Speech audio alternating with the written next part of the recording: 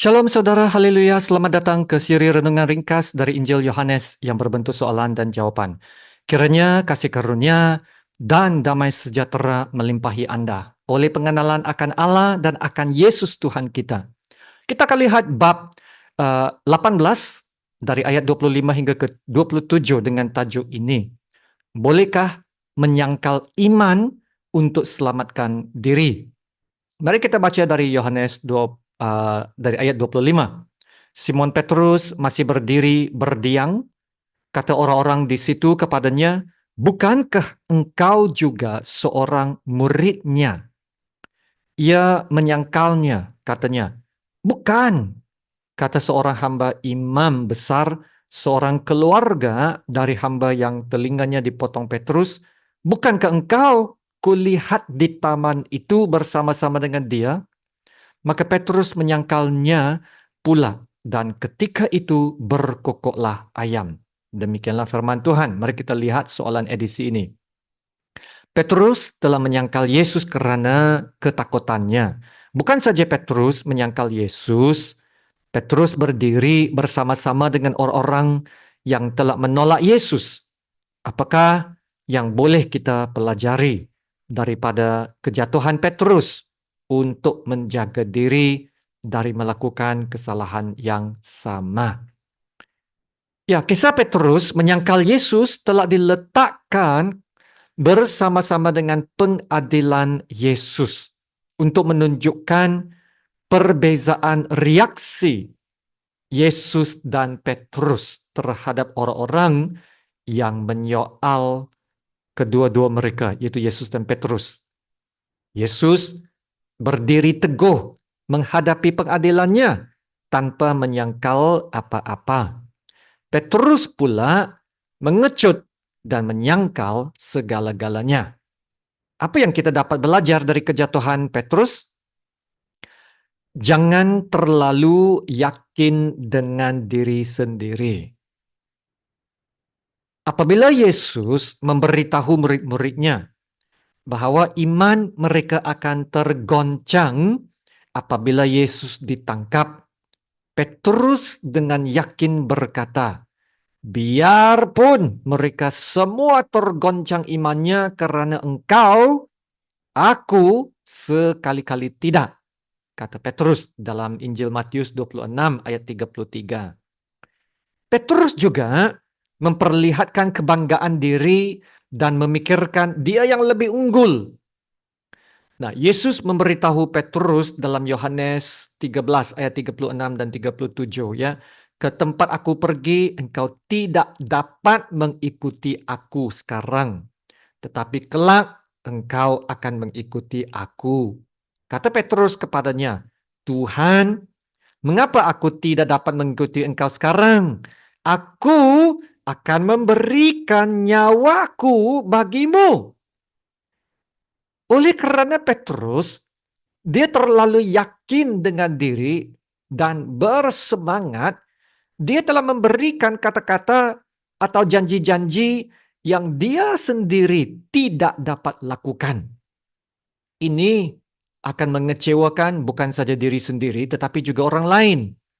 Nah, itulah sebabnya Paulus menasihatkan dalam 1 Korintus bab 10 ayat 12 ini ya. "Sebab itu, siapa yang menyangka bahwa ia teguh berdiri, hati-hatilah supaya ia jangan jatuh." Jadi, bolehkah kita menyangkal Tuhan? Menyangkal iman dan kepercayaan kita untuk selamatkan diri sendiri? Atau menyangkal iman kita untuk mendapatkan sesuatu keistimewaan atau pelepasan? Ya, saudara, saya hanya boleh mengatakan apa yang Alkitab katakan tentang hal ini, ya. Apabila Yesus mengajar tentang pemuridan, tentang discipleship, yaitu menjadi murid-murid Yesus yang benar dan sejati. Yesus memberikan kata-kata ini ya kepada kedua belas muridnya, yaitu dalam Lukas 9 ayat 23 sampai 26. Ayat 23, Lukas 9 berkata ini, Katanya kepada mereka semua, setiap orang yang mau mengikut aku, ia harus menyangkal dirinya, memikul salibnya setiap hari. Nah, memikul salibnya setiap hari dan mengikut aku. Ayat 24, karena barang siapa mau menyelamatkan nyawanya, ia akan kehilangan nyawanya. Tetapi barang siapa kehilangan nyawanya karena aku, ia akan menyelamatkannya.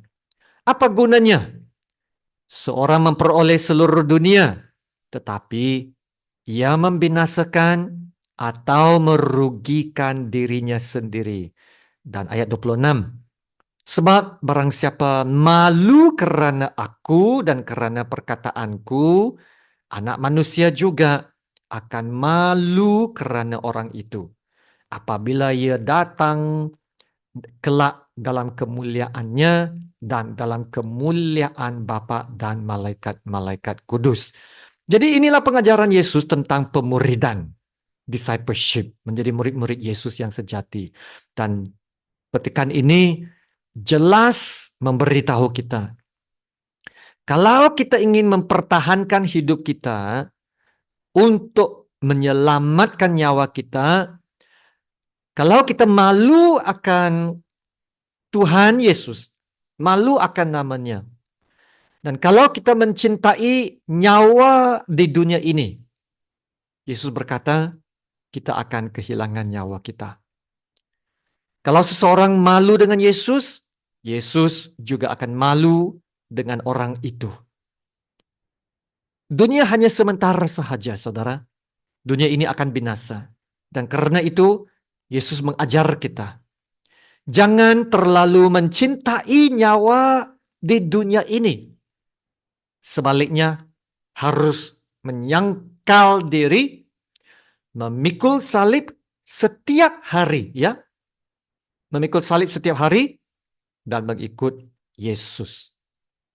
Rasul Paulus menghidupi kebenaran ini dengan berkata, aku telah disalibkan dengan Kristus, namun aku hidup. Tetapi bukan lagi aku sendiri yang hidup, melainkan Kristus yang hidup di dalam aku. Dan hidupku yang kuhidupi sekarang di dalam daging adalah hidup oleh iman dalam Anak Allah yang telah mengasihi aku dan menyerahkan dirinya untuk aku. Dicatat dalam Galatia bab 2 ayat 19 dan 20. Dan oleh kerana pendirian Paulus yang teguh ini dalam Yesus, Paulus tidak menyangkal Yesus. Tidak menyangkal Yesus. Walaupun dia telah menghadapi pelbagai bentuk penindasan, siksaan, kesukaran, dan penderitaan sehingga dipenjarakan, sehingga kan nyawanya terancam. Dia tidak menyangkal Yesus. Bagaimana pula dengan Petrus? Petrus, dia telah menyesal dengan perbuatannya yang menyangkal Yesus. Ya, dalam Injil Lukas ada dicatat, pada saat Petrus menyangkal Yesus, nah ayat ini dalam Lukas 22 ayat 61 berkata, lalu berpalinglah Tuhan memandang Petrus. Maka teringatlah Petrus bahwa Tuhan telah berkata kepadanya, sebelum ayam berkokok pada hari ini, engkau telah 3 kali menyangkal aku. Lalu ia pergi keluar dan menangis dengan sedihnya. Ya, ayat 62 ini berkata Petrus pergi keluar dan menangis dengan sedihnya. Nah, ini menunjukkan penyesalan Petrus. Petrus telah sadar akan kesalahannya yang telah menyangkal Yesus. Petrus sadar. Dan syukur, puji Tuhan. Nah, kita sudah tahu kesudahan ceritanya. Nanti dalam bab 21 Injil Yohanes, Yesus akan mengampunkan Petrus dan Yesus akan memulihkan Petrus. Saudara, kita juga seperti Petrus. Ada kalanya kita jatuh dalam perjalanan hidup kita bersama Yesus. Tapi jangan terus tinggal dalam kejatuhan itu. Kembalilah kepada Yesus, sebab Yesus sanggup memulihkan kita. Ya, sanggup memulihkan kita. Seperti mana Yesus telah memulihkan Petrus. Dan selepas pemulihannya, Petrus menjadi seorang saksi yang lebih berani dan lebih yakin. Saudara, jangan abaikan kehidupan berdoa. Petrus lemah karena tidak ikut berdoa bersama-sama dengan Yesus di Taman Getsemani. Yesus di sana dia berdoa, tapi Petrus pula dia telah memberikan dirinya kepada keinginan daging, yaitu dia tidur. Dia tertidur. Itulah akibatnya apabila kita tidak sanggup berjaga-jaga dalam doa dan tidak sentiasa berhubungan dengan Tuhan. Maka kita akan jadi lemah. Kita akan senang jatuh dalam pencobaan dengan memberikan diri kita kepada keinginan daging. Kita menjadi lemah. Saudara, Petrus telah belajar dari hal ini selepas bertemu kembali dengan Yesus yang telah bangkit dari kematiannya. Sejak itu, Petrus menjadi pengikut Yesus yang sangat setia dan tidak lagi menyangkal Yesus. Haleluya. Di dalam Kisah Para Rasul, apabila Petrus diancam, apabila Petrus dilarang untuk jangan berbicara lagi dengan menggunakan nama Tuhan Yesus. Adakah Petrus menyangkal Yesus lagi? Adakah Petrus takut lagi? Tidak. Petrus berkata kepada orang-orang yang menganiayainya dalam Kisah Para Rasul bab 4 ayat 19 ini. Tetapi Petrus dan Yohanes menjawab mereka, silakan kamu putuskan sendiri. Manakah yang benar di hadapan Allah? Taat kepada kamu atau taat kepada Allah? Wow. Ya saudara, Petrus bertanya. Melakukan apa yang benar di hadapan Allah.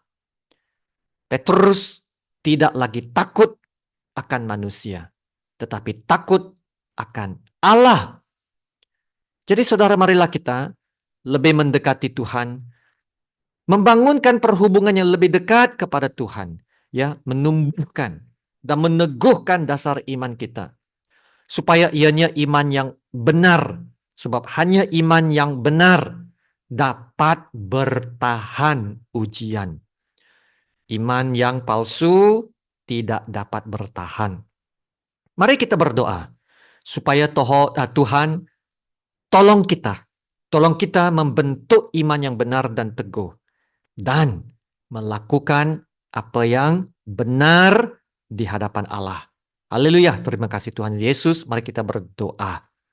Bapa kami yang di sorga, Allah Bapa kami yang agung, yang maha mulia, dan layak disembah, dipuji, dan ditinggikan. Terima kasih Bapa untuk firman-Mu. Ya Bapa, kami mau doakan supaya kami dapat menjadi murid-murid Yesus yang sejati dan yang setia. Kami doakan supaya kami dapat dijadikan murid-murid yang lebih mengasihi Yesus dari mencintai dunia. Sebab kami tahu dalam akhir zaman ini, apabila makin bertambahnya kedurhakaan dan penyesatan, maka kasih ramai orang akan menjadi dingin sehingga kan roh dengan tegas mengatakan bahwa akan ada ramai orang yang akan murtad meninggalkan iman mereka. Tetapi orang yang bertahan sampai kesudahannya akan selamat karena imannya adalah benar. Iman yang benar akan dapat bertahan. Ya Bapak, kami sedar itu. Tolong kami, beri kekuatan kepada kami ujilah kami dan kerjakan dalam hidup kami, supaya kami akan menjadi setia kepada Tuhan, mengasihi Tuhan, taat setia sampai akhirnya. Haleluya. Terima kasih Bapa. Dalam nama Tuhan Yesus yang termulia, kami berdoa dan ucap syukur. Amin. Sama-sama kita menerima berkat Tuhan. Tuhan memberkati engkau dan melindungi engkau. Tuhan menyinari engkau dengan wajahnya dan memberi engkau kasih karunia. Tuhan menghadapkan wajahnya kepadamu dan memberi engkau damai sejahtera. Amin.